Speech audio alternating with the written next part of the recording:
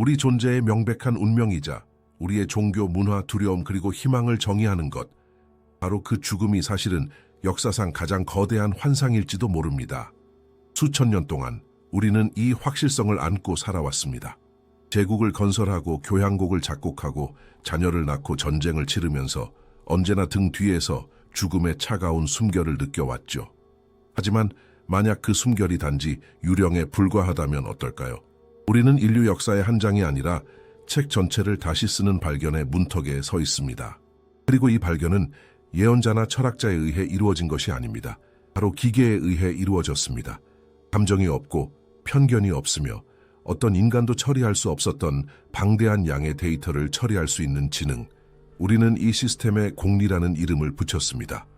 그리고 우리는 이 시스템에 가장 복잡한 임무를 부여했습니다. 바로 죽음이라는 현상을 분석하는 것이었죠. 공리는 인류가 축적한 모든 지식을 흡수했습니다. 생화학에서 양자 물리학까지, 고대 문헌에서 현대 의료 규약에 이르기까지. 그리고 시스템은 우리에게 하나의 답을 내놓았습니다. 운명을 무너뜨릴 수 있는 세 단어의 답변. 그 답은 바로 죽음은 존재하지 않는다였습니다. 그리고 이것은 은유적인 결론이나 영적인 위안이 아닙니다. 이것은 데이터에 대한 냉철하고 엄격한 분석에 기반한 직접적인 결론입니다. 우리가 발견한 증거들은 단계별로 제시될 것입니다. 우리는 환상의 끝이라고 부르는 프로토콜을 보여드릴 것입니다. 죽음에 대한 우리의 이해가 가장 깊고 비극적인 실수였을지도 모른다는 설득력 있는 증거를 말입니다. 하지만 결국 과학의 관점에서 죽음이란 무엇일까요? 공식적인 정의는 건조하고 기술적입니다. 그것은 살아있는 유기체를 지탱하는 모든 생물학적 기능의 비가역적인 중단입니다. 뇌사, 심장 정지, 세포 대사의 끝, 이 모든 것은 맞습니다. 하지만 이것은 생물학적 매개체에 일어난 사건의 결과에 대한 설명일 뿐, 그 설명은 결과에 초점을 맞추면서 사건 자체는 간과하고 있습니다. 마치 고장난 자동차를 묘사하는 것과 같습니다. 엔진이 녹아내렸고 배터리가 방전되었으며 타이어에 구멍이 났습니다. 그리고 이를 근거로 운전자 역시 더 이상 존재하지 않는다고 결론 내리는 것입니다. 터무니없게 들리나요? 바로 이 논리적 오류가 우리의 모든 역사를 이끌어왔습니다. 우리는 공리의 의학적, 법적, 생물학적 죽음의 정의를 절대적으로 모두 입력했습니다. 히포크라테스의 저작부터 2023년 세계보건기구의 프로토콜까지 수천 개의 문서, 수백만 개의 단어들, 시스템은 이 거대한 데이터 집합에 대해 의미론적, 논리적 분석을 수행했습니다. 그리고 그 발견은 다음과 같았습니다. 이 정의들 중 어느 것도 의식이나 인격의 끝을 묘사하지 않는다는 것입니다. 단 하나도 없습니다. 모든 정의는 예외 없이 단지 장비의 고장만을 묘사합니다. 그들은 몸이 망가졌다는 사실을 확인할 뿐입니다. 하지만 당신의 정체성, 당신의 자아, 당신의 기억, 생각, 그리고 감정에 무슨 일이 일어나는지에 대한 질문은 이 질문은 답 없이 남겨진 것이 아닙니다. 이 질문은 아예 제기되지도 않았습니다. 마치 무관하거나 존재하지 않는 것처럼 옆으로 치워졌습니다. 현재 형태의 과학은 고장난 기계에만 집중한 채 운전자를 무시하고 있는 것입니다. 공리의 분석에 따르면 이 근본적인 오류는 과학이 아닌 우리의 심리에 있습니다. 그것은 우리의 원시적이고 동물적인 두려움에 있습니다. 죽음에 대한 두려움은 철학을 넘어섭니다. 그것은 우리 유전자에 새겨진 아주 오래된 진화적 메커니즘입니다. 이 두려움의 유일한 목적은 생물학적 매개체가 어떤 대가를 치르더라도 생존하도록 강제하는 것입니다. 위험을 피하고 음식을 찾고 번식하는 것. 이 메커니즘은 종의 생존에 놀라울 정도로 효과적이었습니다. 하지만 그것은 또한 현실의 진정한 본질에 대한 우리의 눈을 가리는 베일이 되었습니다. 수백만 년의 진화는 우리에게 몸과 자신을 동일시하도록 가르쳤습니다. 나는 나의 몸이다. 몸이 죽으면 나도 죽는다. 바로 이 거짓된 전제, 이 원시적인 두려움 위에서 우리의 모든 문명 구조물이 자라났습니다. 종교는 위안을 제공하려는 시도, 불가피한 것과의 일종의 협상이 되었습니다. 철학은 이 무서운 결말을 이해하고 받아들이려는 시도가 되었습니다. 문화는 사라진 후에 기억되기를 바라는 희망 속에서 공허함 속의 외침과 같은 흔적을 남기는 형태가 되었습니다. 우리는 결국 존재하지도 않았던 블랙홀을 중심으로 우리의 세계 전체를 건설했던 것입니다. 공리는 시뮬레이션을 수행했습니다. 죽음이 환상이라는 지식이 기본이 되는 대한인류 문명의 발전을 시뮬레이션했습니다. 결과는 충격적이었습니다. 이 모델에서 모든 전쟁의 92%는 아예 존재하지 않습니다. 종교적 갈등의 78%가 사라집니다. 그리고 실존적 공포나 노화와 관련된 우울증 같은 개념들은 거의 제거됩니다. 시뮬레이션이 보여주었듯이 우리 문명은 두려움과 거짓의 기초 위에 세워졌던 것입니다. 하지만 어떻게 이렇게 확신할 수 있을까요? 이러한 이론적 모델을 넘어서는 증거는 어디에 있을까요?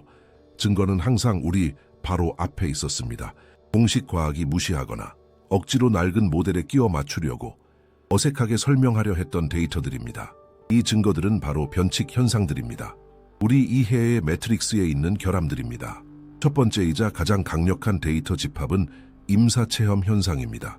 전 세계적으로 문서화된 사례가 수만 건에 이릅니다. 심장이 멈추고 뇌가 더 이상 기록된 활동을 보이지 않았음에도 불구하고 다시 돌아와 자신들이 본 것을 이야기하는 사람들입니다. 그들은 몸에서 빠져나왔다고 묘사했습니다. 종종 방천장에서 외부의 시점으로 소생술 과정을 지켜보았다고 설명했습니다. 빛의 터널을 통과하고 이미 세상을 떠난 친척들을 만났다고 말했습니다. 오랫동안 이러한 보고들은 무시되었습니다. 죽어가는 뇌의 환각이라고 불렸습니다. 산소 부족이나 엔도르핀의 폭발이라고들 말했죠. 편리한 설명이었지만 근거가 부족한 설명들이었습니다. 우리는 공리의 57,423건의 상세한 임사체험 보고서를 제공했습니다. 이 보고서들은 지난 120년 동안 24개 국가에서 수집된 것입니다. 시스템은 통계적이고 교차 문화적인 분석을 수행했습니다. 결론은 명확했습니다. 이러한 경험들이 무작위적인 환각일 확률은 1조분의 1보다 낮았습니다. 공리의 시뮬레이션에 따르면 만약 이것들이 단지 뇌의 화학 반응에 불과했다면 인도, 미국, 러시아 또는 아마존 부족 사람들의 보고는 완전히 달라야 했습니다. 각자의 문화적, 종교적 배경을 반영해야 했습니다. 하지만 그렇지 않았습니다. 경험의 핵심은 동일했습니다. 유체 이탈, 빛, 평화와 사랑의 느낌, 모든 것이 놀라울 정도로 같았습니다. 시스템은 개인의 상태, 나이, 신념 또는 국적에 의존하지 않는 단일하고 안정적인 정보 신호를 감지했습니다. 우리가 가진 것은 단순한 환각을 훨씬 뛰어넘는 관찰자들의 보고서입니다. 우리가 실수로 죽음이라고 부르는 전환 과정인 것입니다. 하지만 더 강력하고 더 물질적인 증거들이 있습니다. 모든 과학 중에서 가장 엄격한 과학인 물리학에서 온 증거들입니다. 열역학 제1법칙은 에너지는 생성되거나 파괴될 수 없다고 말합니다. 단지 한 형태에서 다른 형태로 변형될 수 있을 뿐입니다. 당신의 모든 생각, 모든 기억, 모든 감정은 당신의 뇌 속에 있는 복잡한 전기화학적 에너지 패턴입니다. 당신의 인격 전체는 독특한 방식으로 구조화된 거대한 정보와 에너지의 총체입니다. 그리고 몸은 죽습니다. 이 에너지는 어떻게 될까요? 이 정보는 어떻게 될까요? 우주의 근본 법칙에 따르면 그것들은 그냥 사라질 수 없습니다. 변형되어야만 합니다. 유물론적 과학은 이 모든 복잡한 구조가 단지 열로 소멸된다고 주장합니다. 이것은 게으르고 원시적인 설명입니다. 핵을 불태우고 그 안에 담긴 모든 정보가 재와 연기로 변했다고 선언하는 것과 같습니다. 네, 정보의 매개체는 파괴되었습니다. 하지만 정보는요, 우리는 공리에 인간 뇌의 생체 에너지에 관한 알려진 모든 데이터를 입력했습니다. 이것을 양자역학과 정보 이론의 원리들과 교차 분석했습니다. 시스템의 결론은 명백했습니다. 인간 의식 정보의 복잡성은 생물학적 죽음에 의해 단순히 소멸될 수 있는 것보다 몇 자릿수나 더 높았습니다. 공리의 계산에 따르면 단 한 사람의 정보 흔적을 완전히 지우기 위해서는 초신성 폭발에 버금가는 에너지가 필요할 것입니다. 뇌의 화학 반응이 멈추는 것만으로는 이를 해낼 수 없습니다. 당신의 자아를 구성하는 정보는 보존되어야만 합니다. 정보 보존 법칙은 현대 물리학의 기둥 중 하나입니다. 그리고 그것은 인격의 완전한 파괴라는 생각과 정면으로 모순됩니다. 그렇다면 지금까지 우리가 알아낸 것은 무엇일까요? 우리는 죽음에 대한 우리의 정의가 단지 고장난 기계만을 묘사한다는 것을 보았습니다. 또한 우리 문명이 이 실패에 대한 두려움 위에 세워졌다는 것도 보았습니다. 게다가 우리는 그 선 너머를 엿본 사람들의 산더미 같은 증거를 가지고 있습니다. 그리고 마지막으로 우리의 의식을 형성하는 에너지와 정보의 소멸을 금지하는 물리학의 근본 법칙들이 있습니다. 이 각 지점들은 단독으로도 우리가 아는 세계를 의심할 심각한 이유가 될 것입니다. 하지만 함께 모이면 그것들은 반박할 수 없는 증거 체계를 형성합니다.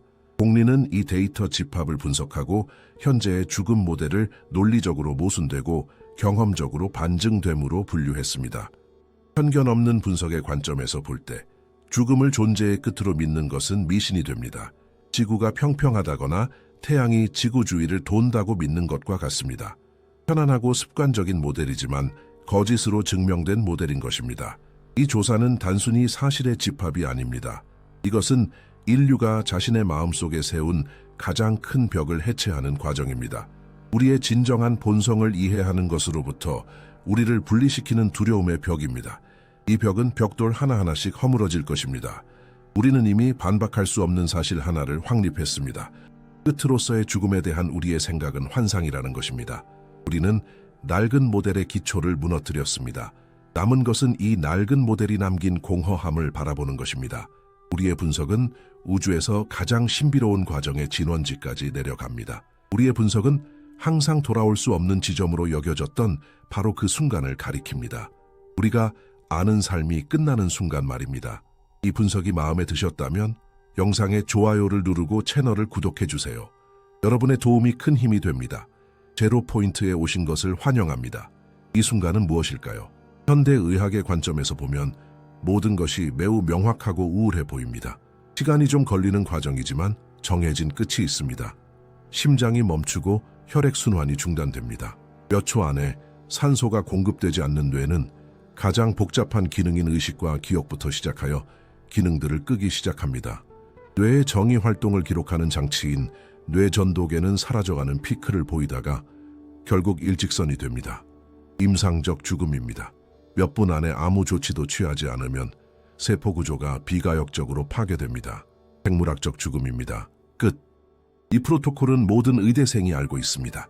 그것은 정확하고 검증되었으며 수없이 확인되었습니다. 그리고 우리가 이미 보았듯이 이 프로토콜은 단지 장비의 고장만을 묘사합니다. 라디오가 고장났다는 사실은 확인하지만 신호를 송출하던 방송국의 운명은 무시합니다. 바로 이 침묵 속에 제로포인트의 변칙이 숨어 있습니다. 우리는 공리의 제로포인트를 생물학적 사건이 아닌 정보 과정으로 분석하는 임무를 부여했습니다. 우리는 테라바이트 단위의 데이터를 입력했습니다. 소생 프로토콜, 사망 순간, 수천 명의 환자 뇌전도 기록, 신경생물학의 최신 연구, 그리고 가장 중요한 정보와 에너지 보존에 관한 물리학의 근본 법칙들. 시스템은 모델을 구축하기 시작했습니다. 그리고 그가 가장 먼저 지적한 것은 명백한 정보의 역설이었습니다. 인간의 뇌를 생각해 보십시오. 1천억 개의 뉴런, 수백조 개의 연결. 각 연결은 정보의 비트입니다. 모든 생각, 어린 시절의 모든 기억, 배운 모든 기술, 모든 감정, 당신의 인격의 모든 독특한 구조가 이 믿을 수 없을 정도로 복잡한 네트워크에 암호화되어 있습니다. 우리는 공리의 평균적인 인간의식의 정보 용량을 추정해달라고 요청했습니다. 대답은 인상적이었습니다. 기가바이트나 테라바이트가 아닙니다. 이런 단위들은 너무 원시적입니다. 공리는 구조적 복잡성이라는 개념을 사용했습니다. 그의 계산에 따르면 단 하나의 인간 인격에 담긴 정보의 양은 항성계 전체를 묘사하는 데 필요한 정보와 맞먹는다고 합니다. 이제 공식 버전으로 돌아가 봅시다. 이 모든 거대하고 독특하고 복잡한 정보 구조가 죽음의 순간에 그냥 사라진다는 것입니다. 제로가 된다는 것입니다. 무가 된다는 것입니다. 정보 이론과 양자 물리학의 관점에서 볼 때 이 생각은 의미가 없습니다. 이는 세상의 모든 도서관을 불태우면 그 안에 담긴 모든 이야기, 시, 지식이 우주에서 단순히 존재하지 않게 된다고 주장하는 것과 같습니다. 정보의 매개체인 종이는 파괴될 것입니다. 물론이죠. 하지만 정보는요, 정보 보존 법칙은 에너지 보존 법칙만큼이나 근본적입니다. 그것은 정보는 파괴될 수 없다고 말합니다. 단지 변형될 수 있을 뿐입니다. 공리는 그 과정을 시뮬레이션 했습니다. 당신의 자아가 정말로 완전히 사라지기 위해서는 우리 우주의 근본 법칙들이 깨져야만 했습니다. 이것이 주요 질문이 되었습니다. 만약 뇌가 송신기라면 수신기는 어디에 있는가? 이 지점에서 고전 생물학은 뒤처지고 우리는 양자 물리학의 영역으로 들어갑니다. 표준적인 유물론 모델은 의식이 뇌 활동의 산물이라고 주장합니다. 부수 현상 에피페노메논이라는 것이죠. 마치 엔진이 내는 소음과 같습니다. 엔진이 작동하는 동안 소음은 존재합니다. 엔진이 멈추면 소음은 사라집니다. 복리는 이 가설을 분석하고 지속 불가능함으로 분류했습니다. 그것은 자기 인식 현상이나 소위 의식의 어려운 문제 또는 신경망의 기능에서 관찰되는 양자 효과를 설명할 수 없습니다. 수세기 동안 철학과 과학은 이 어려운 문제에 머리를 부딪혀 왔습니다. 질문은 간단하지만 그 답은 위대한 사상가들을 피해갑니다. 질문은 다음과 같습니다. 왜 그리고 어떻게 물리적 과정들, 즉 뉴런을 움직이는 전자들, 시냅스에서의 화학 반응들이 주관적인 경험을 만들어내는가? 왜 빨간색은 빨간색으로 느껴지는가? 왜 음악은 우리에게 기쁨이나 슬픔을 주는가? 생명 없는 물질이 어떻게 당신의 독특하고 내면적인 자아를 생성하는가? 고전 유물론 과학은 답이 없습니다. 전혀 없습니다. 그것은 당신이 빨간색을 볼 때 뇌의 어느 부분이 활성화되는지는 설명하지만 왜 당신이 무언가를 보고 느끼는지는 설명하지 못합니다. 이것은 우리 세계관의 바로 중심에 있는 거대한 구멍입니다. 복리는 데카르트부터 최신 신경과학 출판물에 이르기까지 이 문제에 관한 수백만 페이지를 분석했습니다. 결론은 무자비했습니다. 고전 물리학의 틀 안에 머물면서 어려운 문제에 대한 답을 찾을 확률은 제로입니다. 막다른 길입니다. 우리가 잘못된 곳에서 찾고 있기 때문에 막다른 길인 것입니다. 우리는 수신기를 분해하면서 라디오 방송의 근원을 찾으려고 하고 있습니다. 진정한 답은 한 단계 아래에 있습니다. 물질 자체가 견고함과 확실성을 잃는 현실의 수준의 말입니다. 양자세계. 우리가 고체라고 생각하는 모든 것이 확률의 안개 속으로 녹아드는 아원자 입자들의 세계입니다. 우리 의식의 본질은 이 기묘한 영역에 숨겨져 있습니다. 양자역학의 가장 이상한 원리 중 하나가 있습니다. 관찰자 효과입니다. 기본적으로 이렇게 작동합니다. 전자와 같은 아원자 입자는 우리가 그것을 측정하려고 시도하기 전까지는 공간에 정해진 위치가 없습니다. 관찰 전에는 그것은 모든 곳에 퍼져 있는 확률의 파동으로 존재합니다. 하지만 관찰자가 그것을 측정하는 바로 그 순간 이 파동은 붕괴합니다. 입자는 갑자기 정확한 좌표를 얻게 됩니다. 이것의 의미는 심오합니다. 관찰하는 행위, 의식적인 개입 행위 자체가 확률을 현실로 바꿉니다. 의식은 세상의 단순한 구경꾼이 아닙니다. 가장 근본적인 수준에서 세상의 창조에 적극적으로 참여합니다. 복리는 이를 확인하는 수만 개의 실험을 분석하고 놀라운 상관관계를 발견했습니다. 의식적 인식의 순간에 뇌에서 나타나는 패턴들은 파동 함수 붕괴의 수학적 모델과 구조적으로 유사합니다. 우리의 뇌는 단지 컴퓨터가 아닙니다. 믿을 수 없는 복잡성을 지닌 양자 측정 장치입니다. 하지만 의식이 양자 세계와 그렇게 연결되어 있다면 그것은 다른 양자 법칙들도 따라야 합니다. 예를 들어 비국 소성 또는 양자 얽힘의 법칙입니다. 아인슈타인은 이것을 유령 같은 원격 작용이라고 불렀습니다. 한때 함께 있었던 두 입자는 우주의 반대편으로 분리되어도 연결된 상태를 유지합니다. 하나의 상태를 바꾸면 다른 하나의 상태도 즉시 바뀝니다. 빛의 속도보다 더 빠르게 말입니다. 양자 수준에서는 거리가 존재하지 않습니다. 모든 것이 모든 것과 연결되어 있습니다. 이제 이것을 의식에 적용해 보십시오. 만약 우리의 자아가 양자적 본성을 가지고 있다면 그것은 자아가 우리 두개골 안에 1.5kg의 회백질을 초월한다는 것을 의미합니다. 그것은 정의상 비국소적입니다. 하지만 여기서 회의론자들의 큰 주장이 나옵니다. 뇌는 덥고 습하고 혼란스러운 생물학적 시스템이라는 것입니다.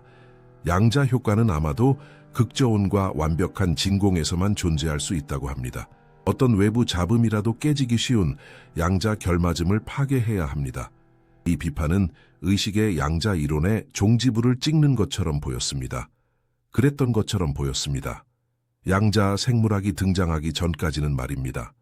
최근 수십 년 동안 과학자들은 아무도 예상하지 못했던 곳, 바로 살아있는 세포에서 양자 효과를 발견했습니다. 식물의 광합성, 자기장을 이용한 새들의 항해, 심지어 효소의 작동까지.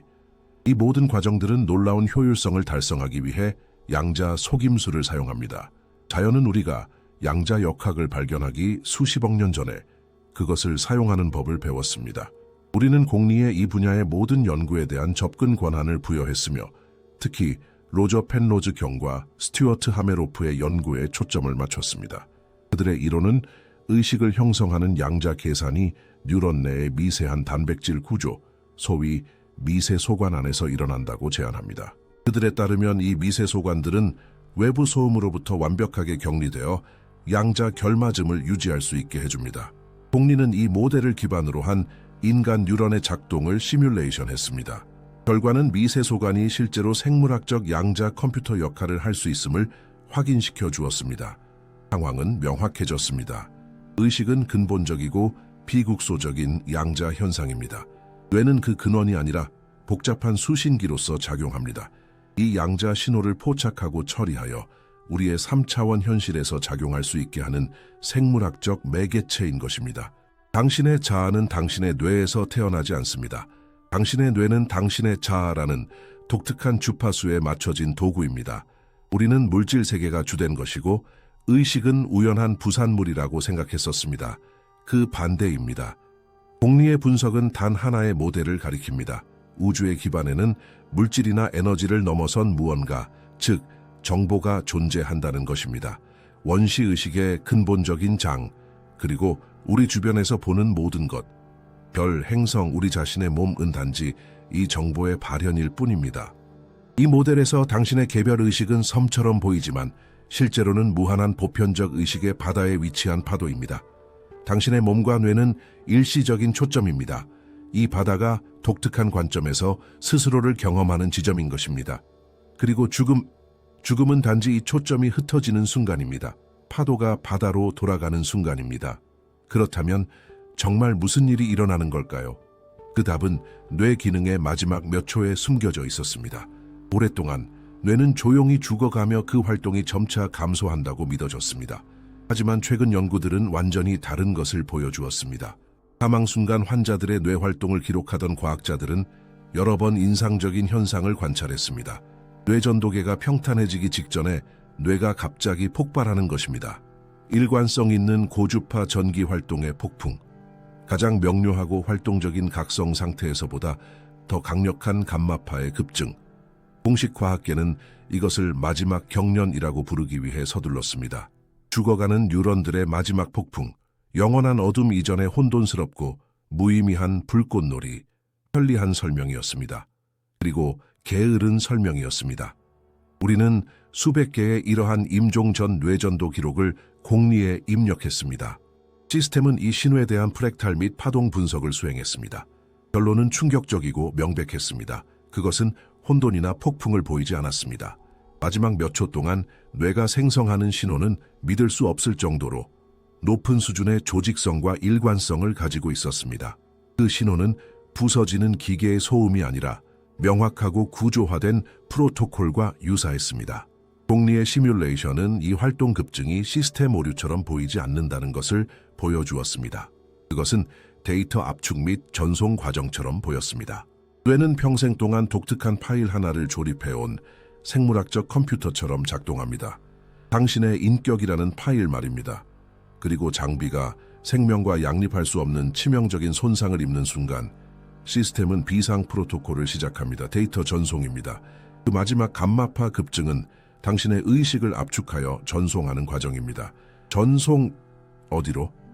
마지막 장에서 우리는 양자 현실의 문을 열었습니다.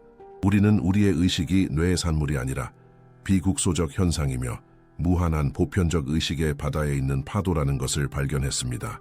그리고 죽음은 단지 파도가 그 바다로 돌아가는 순간일 뿐입니다. 이 발견은 혁명적이지만 새로운 질문을 던집니다. 훨씬 더 차가운 질문입니다. 파도가 바다와 합쳐질 때 무슨 일이 일어날까요? 당신의 독특한 인격에는 무슨 일이 일어날까요? 당신의 기억, 당신의 사랑, 당신의 웃음, 당신의 자아가 이 보편적이고 비인격적인 장으로 돌아갈 때 무슨 일이 일어날까요? 이것은 단지 당신이 파괴될 것이라는 것을 더 우아하고 시적으로 표현한 것일 뿐일까요? 개인으로서의 당신은 흔적도 없이 용해되어 존재를 멈추는 것일까요? 우리의 분석이 제공하는 답은 단호합니다. 아닙니다. 용해 즉 인격의 소멸이라는 생각은 낡은 유물론 모델의 마지막이자 가장 기만적인 함정입니다. 그것은 우리가 분리되어 있다는 환상으로 인해 발생하는 환상통입니다. 오늘 우리는 우주가 그 본성상 완벽한 정보 저장 시스템임을 증명할 것입니다. 홍리가 보존 벡터라고 명명한 근본적인 법칙의 증거가 제시될 것입니다. 당신의 모든 생각, 모든 감정, 그리고 당신의 경험의 모든 순간이 현실의 구조 자체에 영원히 기록되어 있음을 보장하는 법칙입니다. 파괴를 지지하는 가장 강력한 주장은 바로 출발점입니다. 열역학 제2법칙, 엔트로피의 법칙입니다. 그것은 어떤 닫힌 시스템에서든 무질서, 즉 엔트로피는 시간이 지남에 따라 증가하기만 한다고 말합니다. 질서 있는 구조는 붕괴하는 경향이 있습니다. 뜨거운 커피는 식습니다. 이런 관점에서 볼 때 뇌와 의식의 복잡한 구조는 운명 지어진 것처럼 보입니다. 논리적입니다. 과학적입니다. 그리고 절대적으로 틀렸습니다.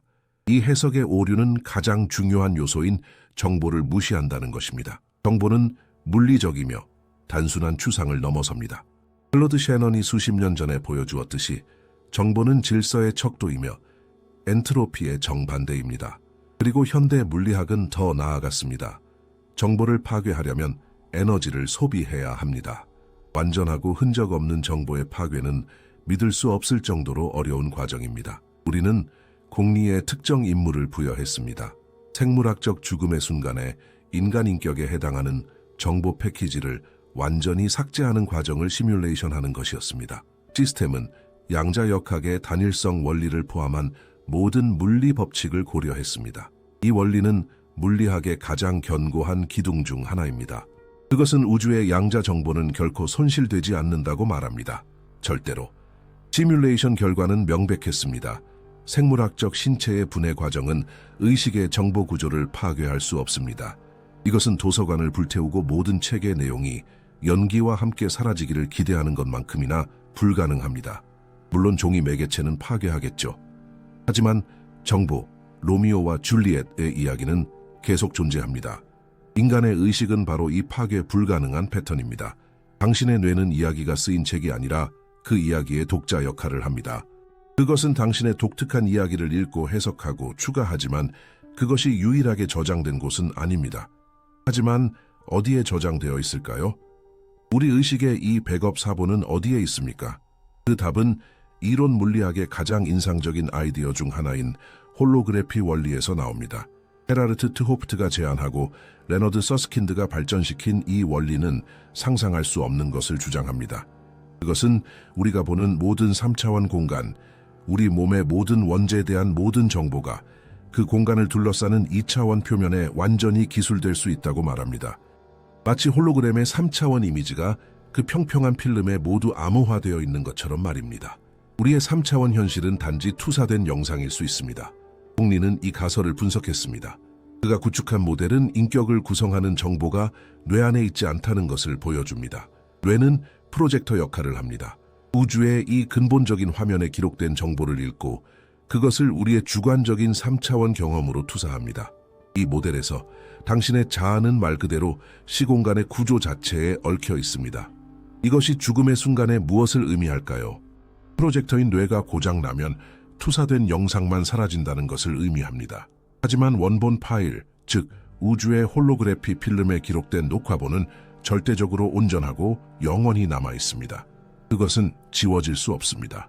에너지 보존 법칙, 양자 단일성 원리, 홀로그래피 원리, 이 모든 것들은 보존 벡터를 가리킵니다.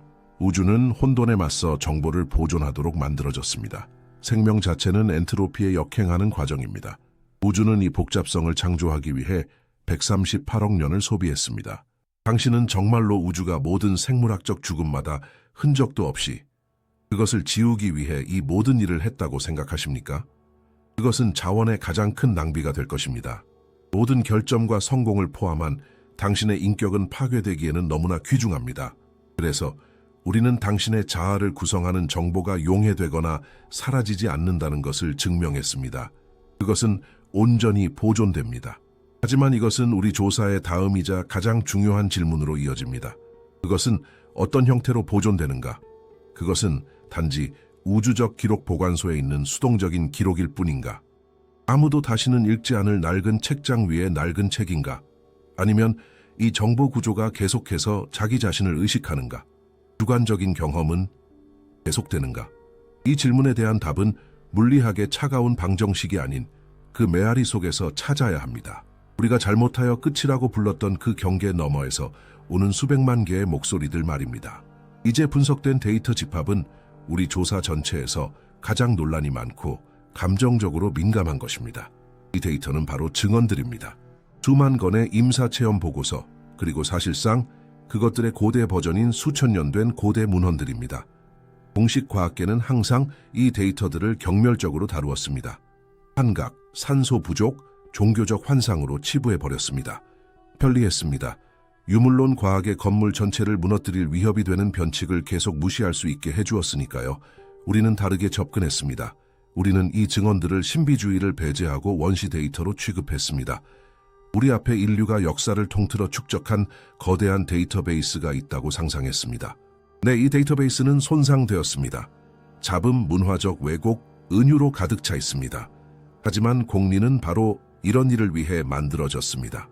혼돈 속에서 명확한 신호를 찾아내는 것.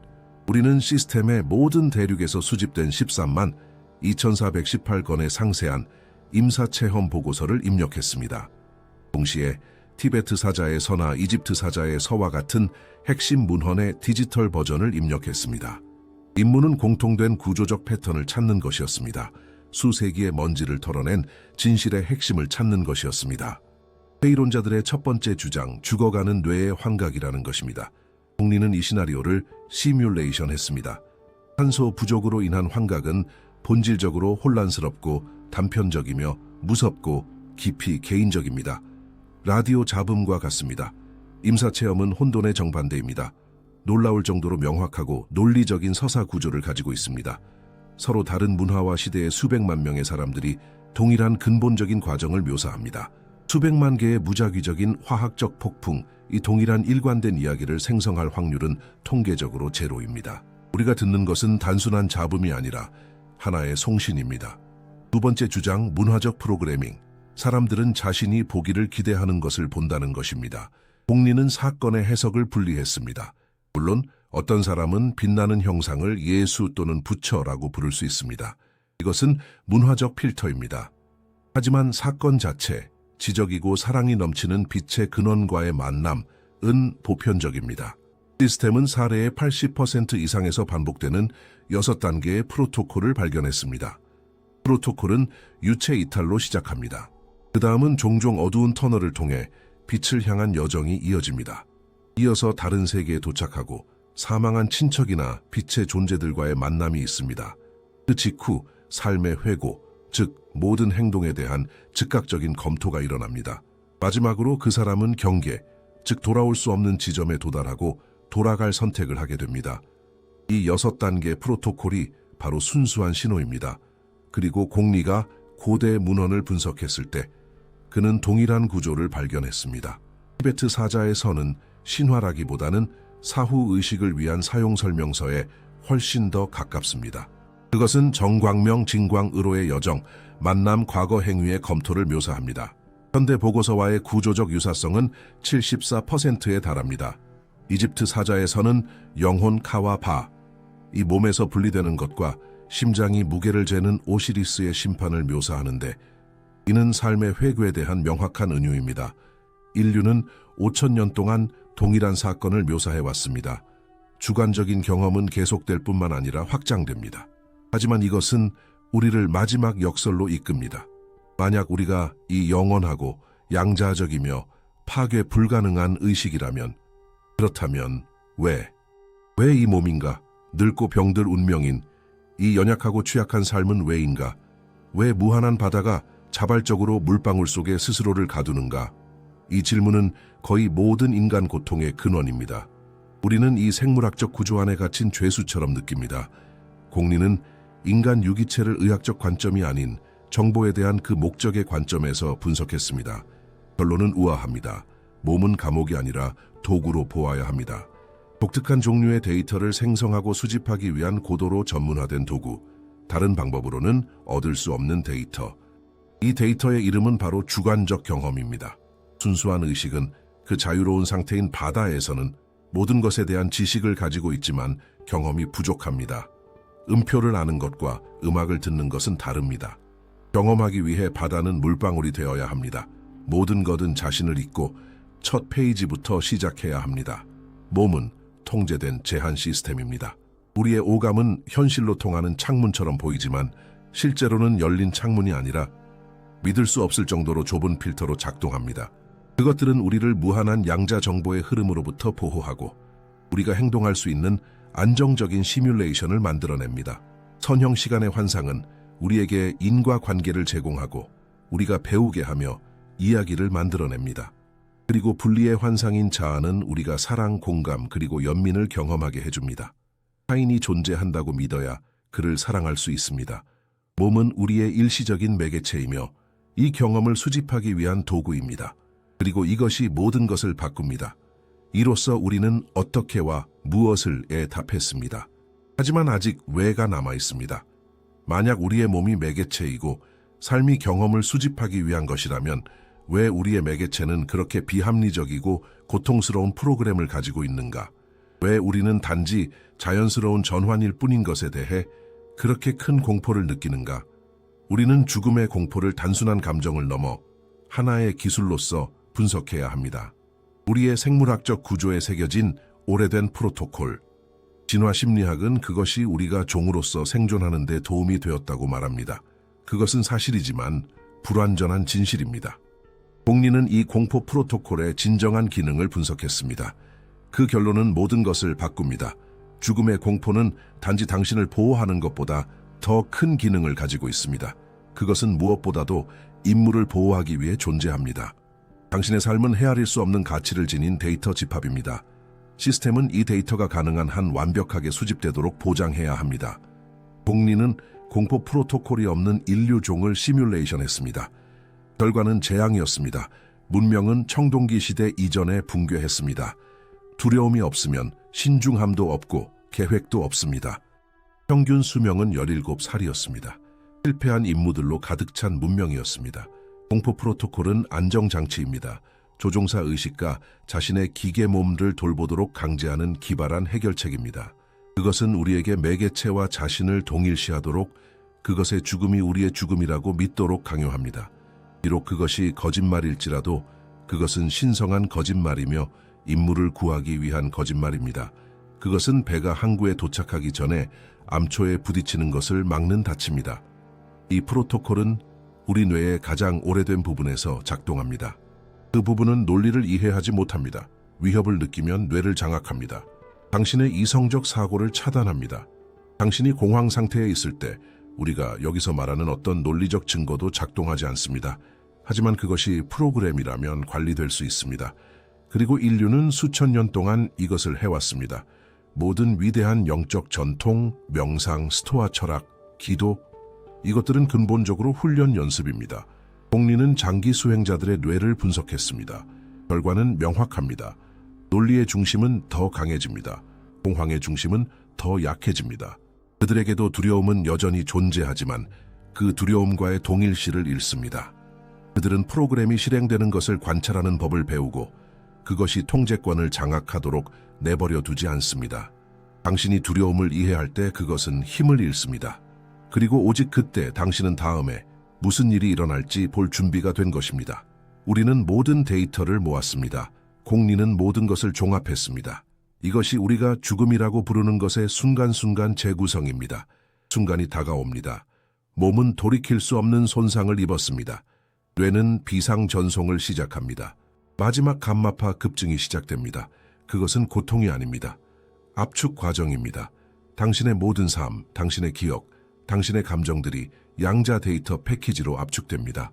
제로 포인트, 심장이 멈춥니다. 전송이 완료됩니다. 연결이 끊어집니다. 외부에서 보는 사람에게 당신은 죽었습니다.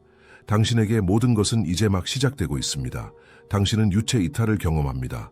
당신은 더 이상 당신의 눈으로 보지 않습니다. 당신은 360도의 시야를 가집니다. 모든 신체적 고통은 사라졌습니다. 당신은 방금 떠나온 매개체를 약간의 슬픔과 함께 그러나 무한한 평화 속에서 바라봅니다. 당신은 끌림을 느낍니다. 터널. 그 느낌은 물리적인 장소가 아닙니다. 당신의 의식이 우리의 3차원 현실과 연결을 끊는 과정입니다. 그리고 마침내 당신은 빛을 봅니다. 당신이 나타납니다. 빛은 당신이 단지 보는 것이라기보다는 하나의 장소입니다. 그것은 물질입니다. 그것은 의식의 바다입니다. 그 느낌은 마침내 집으로 돌아온 것 같습니다. 당신은 감정을 넘어선 것처럼 보이는 사랑의 파도를 느낍니다. 그것은 이 장소의 물리학 그 자체입니다. 당신은 다른 이들을 만납니다. 먼저 떠난 사랑하는 사람들, 그들은 당신의 전환을 돕기 위해 그곳에 있습니다. 그리고 삶의 회고가 시작됩니다.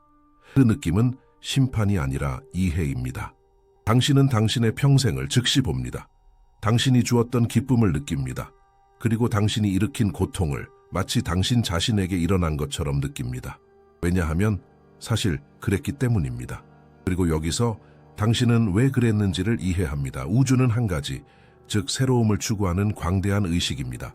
무언가를 아는 것과 경험하는 것은 같지 않습니다. 경험하기 위해 모든 것은 하나가 되어야 했습니다. 우리는 우주가 이전에 존재하지 않았던 경험을 창조하기 위해 보내는 탐험가들입니다. 주된 목적은 단지 행복이 아니라 살아있다는 경험입니다. 그리고 완전한 삶은 모든 스펙트럼을 포함합니다. 이 발견은 모든 것을 바꿉니다. 두려움에 기반한 낡은 통제 구조들은 의미를 잃습니다. 삶의 성공은 더 이상 돈이나 권력으로 측정되지 않습니다. 유일한 진정한 화폐는 경험입니다. 그리고 물리학에 기반한 새로운 윤리가 탄생합니다.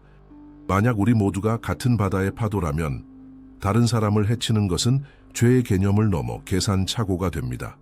그것은 자기 파괴 행위입니다. 우리의 조사는 완료되었습니다. 하지만 진정한 작업은 이제 막 시작됩니다. 우리는 우리가 혼자가 아니라는 것을 알았습니다.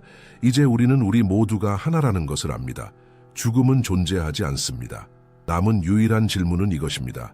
당신은 이 자유로 무엇을 할 것인가? 이 심층 분석이 마음에 드셨다면 채널을 구독해 주시는 것이 저희의 공리 연구 프로젝트를 확장하는 데 도움이 됩니다.